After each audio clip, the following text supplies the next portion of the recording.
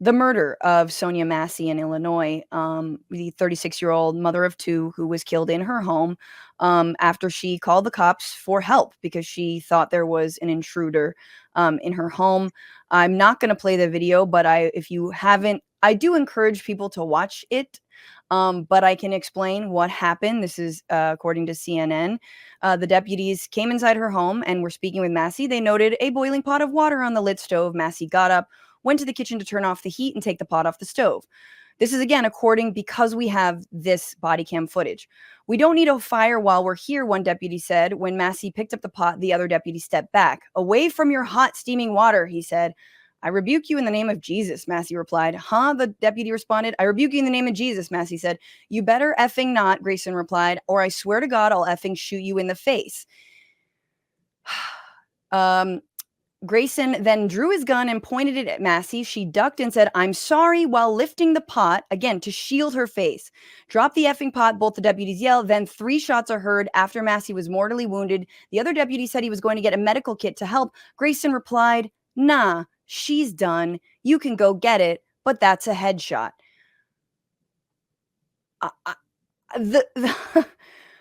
It makes me sick to my stomach to even read that. The fact that this is the way this woman, that Sonya died, was murdered, is chilling and disgusting. But what's even more disgusting, and I want people to understand this, was that the receipts on this police officer were everywhere. He had, first of all, he's been indicted on first degree murder charges. But there is so much, oh my God, where are my notes? Backstory on him. He was discharged from the military for misconduct, which is really hard to do. It's very hard to get discharged from the military for misconduct. We don't know exactly what it was. He had 2 DUIs, 2 that he pled guilty to before he became a cop. So they knew he had 2 DUIs. He still got to be a cop. He started the police force in 2022. And then in these years, he worked for 2020 and 6 law enforcement agencies in 4 years. 6 different ones. This is the 4 years, 6 different ones.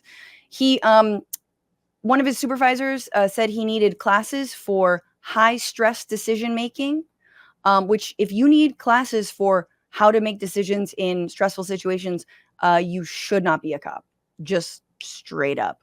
So I wanted to get your reaction, Nina, to this, but I also wanted to tie it to Harris, is that Kamala Harris did call the Massey family.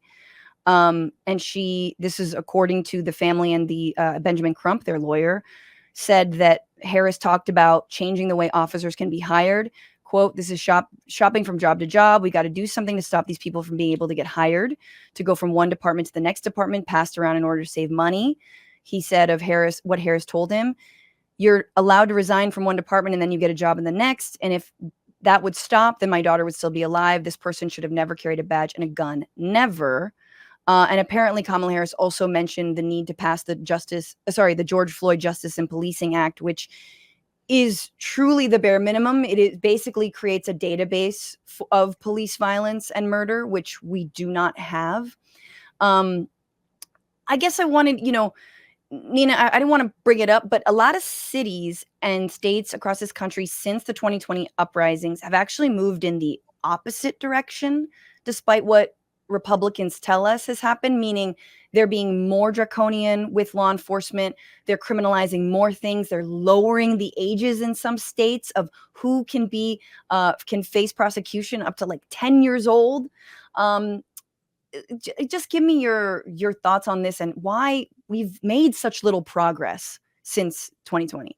Yeah, incredibly sad, Francesca. So I do encourage people to watch this and just don't have anything to do immediately afterwards. Because if you have a heart, I really cried when I first saw this. Look, my son is in law enforcement, and so I know as a mother of someone in law enforcement how incredibly hard the job is and how incredibly dangerous the job is. That officer was not in that situation at all. As a matter of fact, he had attitude when he went to the door.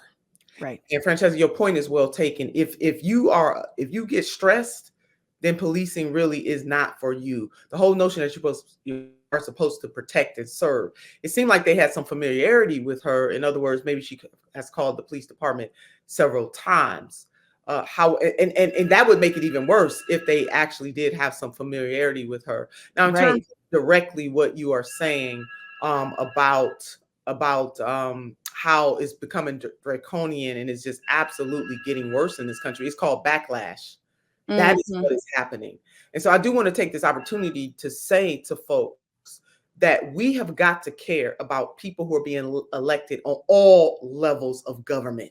Because when it comes to policing and county sheriffs, that is local.